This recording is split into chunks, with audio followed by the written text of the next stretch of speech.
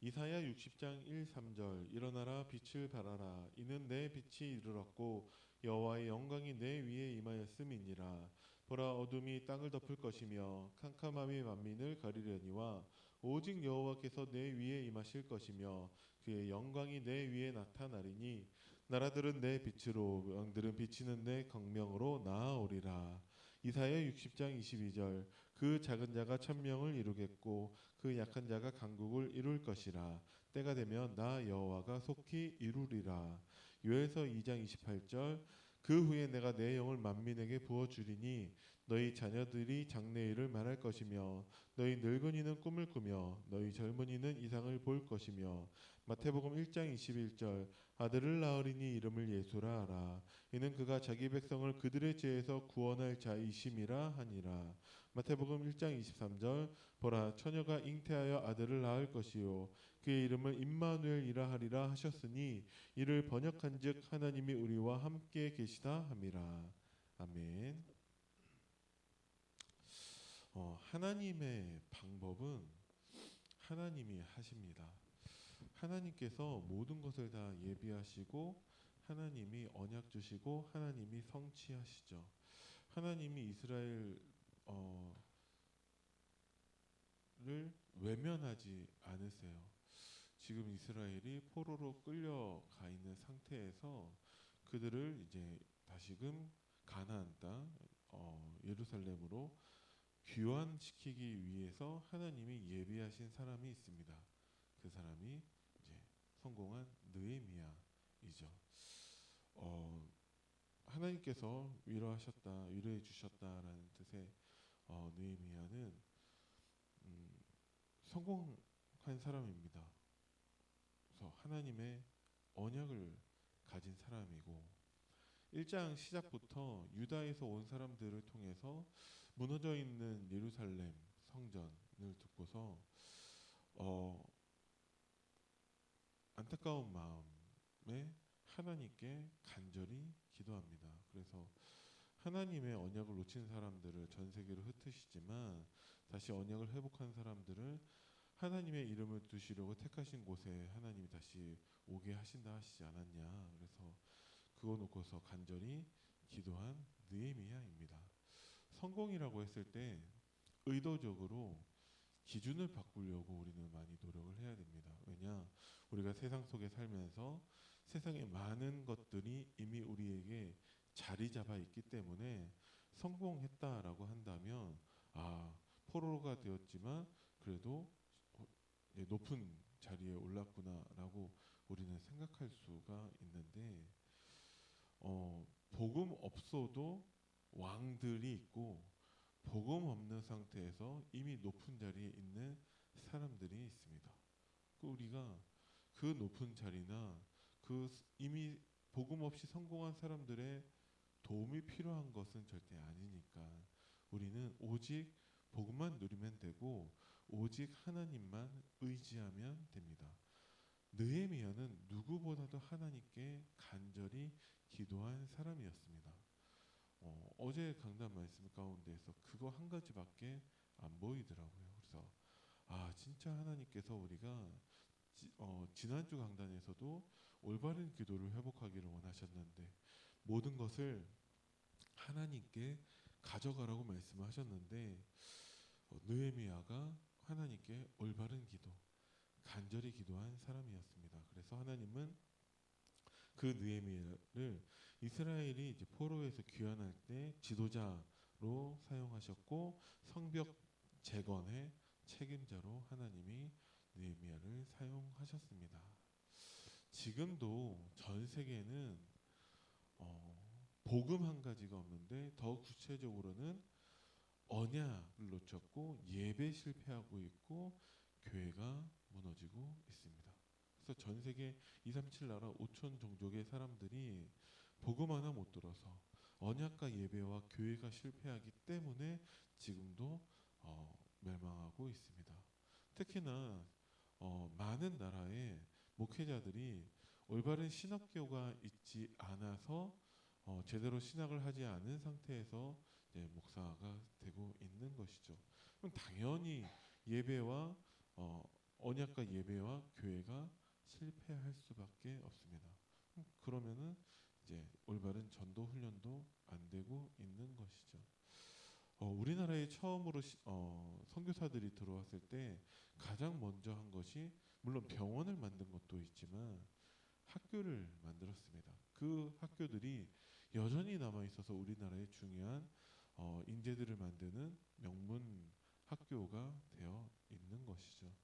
우리나라는 어, 우리나라가 작은 나라다라고 할 수는 없더라고요. 왜냐하면 우리나라를 그대로 유럽으로 옮겨 놓으면은 물론 유럽의 큰 나라들 프랑스나 독일이나 이런 데하고는 비교할 수가 없지만 웬만한 나라들하고는 그냥 비슷한 국토를 가지고 있더라고요. 그런데 웬만한 나라들보다 우리나라에 많은 것이 있다면 인재가 많이 있죠. 사람은 어느 정도 우리나라에 있는데 전 세계에서 맹문율 그러니까 그러니까 글자를 모르는 그 확률이 굉장히 적은 나라이고 굉장히 높은 교육열을 가지고 있는 것이죠. 그래서 자원 하나 없는 나라에서 세계 10대 경제 강국이 될 수 있었다라는 얘기를 많이 하더라고요.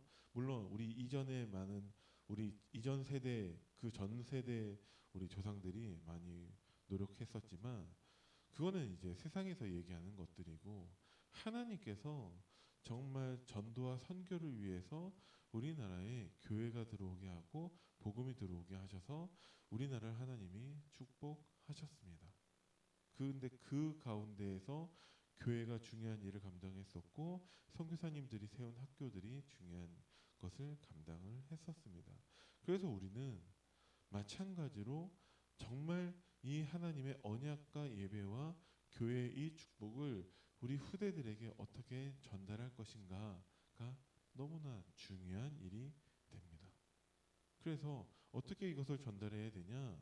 7가지 그 여정 속에서 이 하나님의 언약과 예배와 교회의 축복을 전달해야 됩니다.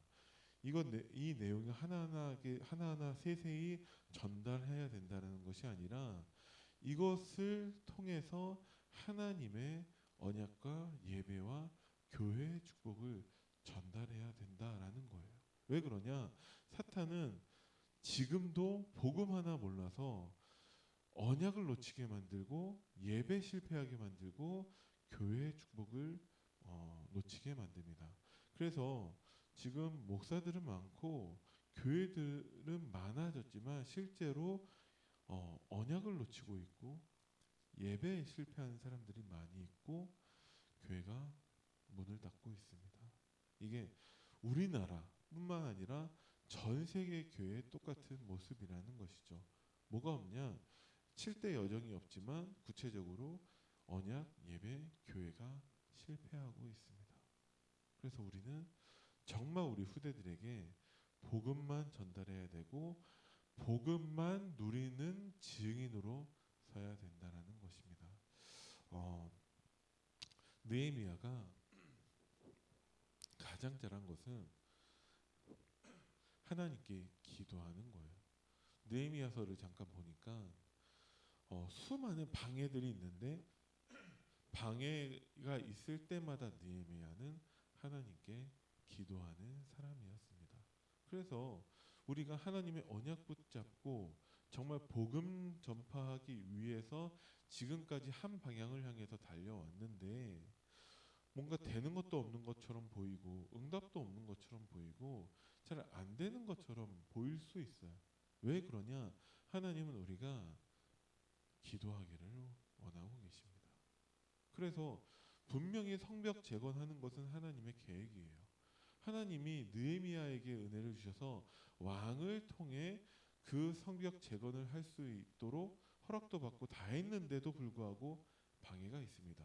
왜 그러냐? 하나님은 우리가 기도하기를 원하고 계세요. 그래서 진짜 복음 가진 사람이 진짜 기도를 안다면 문제가 문제로 보이지 않습니다. 문제가 하나님의 축복이고 응답으로 보입니다.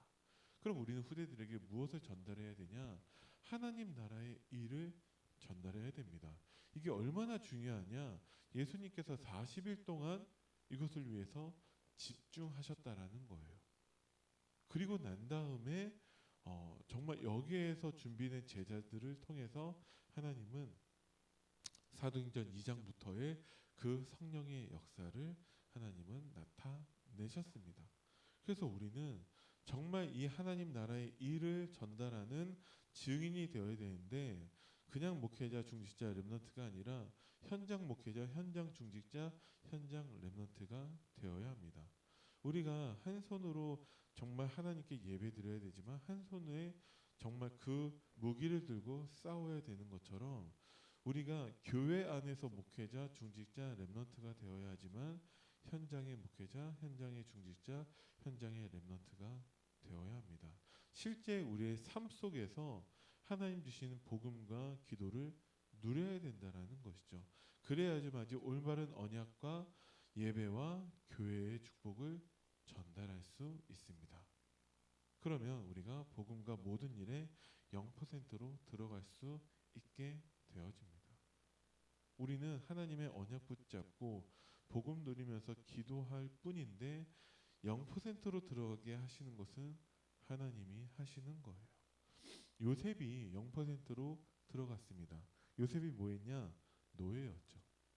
요셉이 다른 노예들보다 정말 열심히 청소하고 열심히 노동했냐가 아니라 요셉은 하나님의 복음을 붙잡고 그 복음을 누리며 기도 속에 있었을 뿐인데 하나님이 0%로 들어가게 하셨습니다. 그걸 어떻게 하냐? 요셉이 간 그 보디발의 집에 요셉 때문에 하나님이 복을 내리시는 거예요. 그게 0%로 들어가는 것입니다. 그게 아니면 우리는 이미 세상의 1% 속에 있는 그 사람들과의 경쟁에서 싸워서 이길 수가 없어요. 왜? 그 사람들은 예배도 안 드리고 공부를 하고 있습니다. 이미 자기들만의 네트워크를 통해서 서로 끌어주고 밀어주고 하는 게 다 만들어져 있어요.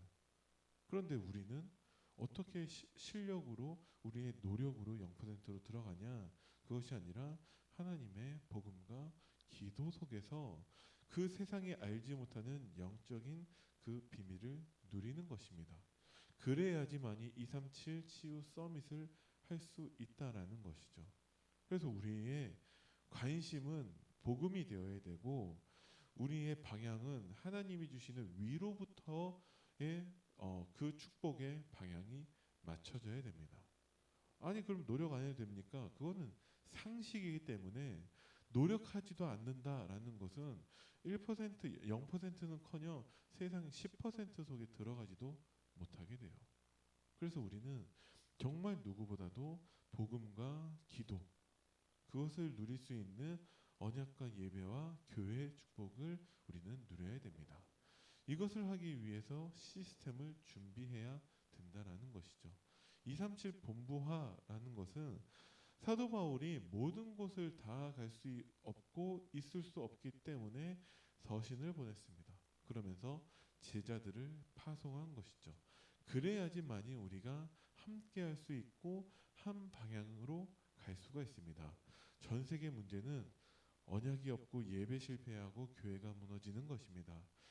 이것을 살릴 수 있는 유일한 방법이 복음인데 하나의 메시지, 하나의 그 흐름을 따라가는 것이 가장 중요한 것이죠. 그래서 우리가 당장에 우리와 어쩌면 상관이 없는 것처럼 느껴질 때도 많이 있고 어렵게 느껴질 때도 많이 있지만 본부의 말씀 흐름을 따라가는 것입니다. 그런데 그 흐름 속에 있다 보면은 그것이 우리의 지역과 우리의 시간표에 딱 맞게끔 하나님이 인도하신다라는 거예요. 그래야지만이 우리 후대들에게 한 방향의 그 말씀을 전달할 수가 있게 되어집니다. 그게 아니면은 각자 따로 놀게 되는 거예요. 그러면 어느 지역은 잘 되는데 어느 지역은 안 되는 식의 불협화음이 일어나게 된다라는 것입니다. 그러면서 우리에게 맞게끔 최선 최고의 시스템을 우리는 준비해야 됩니다. 공장지대가 있는 지역의 시스템이 다르고 산골에 있는 지역의 시스템이 다릅니다. 사도 바울도 마찬가지로 이 지역에 보내는 서신서의 내용이 다르고 이 지역에 있는 교회에 보내는 서신서가 달라요. 이 교회의 문제는 이것이고 저 교회의 문제는 저것이라면 똑같은 복음인데 다른 그 지역의 최선 최고의 메시지를 전달하는 것입니다. 그렇다면은 우리는 따라가는 것이 아니라 한 흐름 속에서 우리에게 맞는 응답을 누리는 것이죠. 그걸 어떻게 우리가 알 수 있습니까? 강단 말씀 따라가는 것입니다. 우리 강단을 통해서 이 지역과 우리에게 딱 맞는 응답을 하나님이 우리에게 전달하십니다. 그러면 현장에서의 어떤 응답을 누릴 수 있냐? 모든 문제에서 답을 찾고 모든 갈등은 갱신의 기회가 되고 모든 위기가 기회가 되어집니다. 전체적으로 어떤 응답을 누려야 되냐? 우리가 언약과 예배와 교회의 축복을 누려야 한다라는 것이죠. 자, 그랬을 때 렘넌트가 6도구가 된다라고 말씀을 하셨습니다. 이 말은 쉽게 표현하면은 렘넌트가 하나님의 언약을 붙잡게 된다라는 거예요. 렘넌트가 내가 있는 현장에서 예배에 승리합니다. 어디에 있든지 간에 예배의 축복을 누리는 렘넌트가 됩니다. 요셉이 6도구의 축복을 누렸다라는 것은 요셉이 그 있는 현장에서 언약을 붙잡고 있었다라는 거예요. 요셉이 노예가 되었지만 그 현장에서 하나님과 함께하는 예배의 축복을 누렸습니다. 그래서 여호와께서 요셉과 함께하심에 요셉은 형통한 자가 되었습니다. 요셉이 있는 그 현장에 하나님이 복을 내리셨습니다. 불신자 보디발이 보고 알 정도로 하나님의 증거를 가진 자가 된 것입니다. 그래서 요셉을 통해서 하나님은 궁극적으로 교회의 축복을 누리게 하십니다. 형들이 오고 아버지가 오고 가족들이 오고 그 이스라엘 백성 이스라엘 한 가문을 통해서 하나님은 축복하셔서 그 애굽에서 번성케 하셨죠. 그래서 그곳에서 교회의 축복을 누리게 되었습니다. 우리가 정말 복음과 기도를 통해서 언약과 예배와 교회의 축복에 24 되어질 수 있다면 나머지 25와 영혼의 응답은 하나님이 하시는 것이죠. 전 세계 237 나라 5천 종족에 딱 한 가지 복음과 기도를 모르는 거예요. 그래서 언약을 놓치고 예배 실패하고 교회가 무너지고 있습니다. 하나님이 우리에게 이것부터 회복하셔서 우리를 통해서 237 나라 5천 종족에 하나님의 복음을 증거하는 그 응답을 주실 줄을 믿습니다. 이 시작이 오늘 파키스탄 신학교 오늘부터 수요일까지 3일 동안 있는 복음 편지 강의를 통해 우리 안디옥 교회 응답으로 우리 모든 성도님들 개개인의 응답으로 우리에게 하나님이 역사하실 줄을 믿습니다. 기도하겠습니다. 살아계신 하나님 은혜를 감사드립니다. 우리가 오늘 하나님 주신 말씀과 강단 말씀을 통해서 복음과 기도를 누리고 언약과 예배와 교회의 축복을 회복할 수 있도록 하나님이 성령으로 역사하여 주옵소서. 모든 일에 하나님께 기도로 나아가게 하시고 하나님 주시는 말씀 안에서 답을 찾는 하루가 되도록 주님이 축복하여 주옵소서. 감사를 드리며 우리 주 예수 그리스도 이름으로 기도드립니다. 아멘. 하늘에 계신 우리 아버지여, 이름이 거룩히 여김을 받으시오며 나라의 임하옵시며 뜻이 하늘에서 이루어진 것 같이 땅에서도 이루어지이다. 오늘날 우리에게 일용할 양식을 주옵시고 우리가 우리에게 죄 지은 자를 사하여 준 것 같이 우리의 죄를 사하여 주옵시고 우리를 시험에 들게 하지 마옵시며 다만 악에서 구하옵소서. 나라와 권세와 영광이 아버지께 영원히 있사옵나이다. 아멘.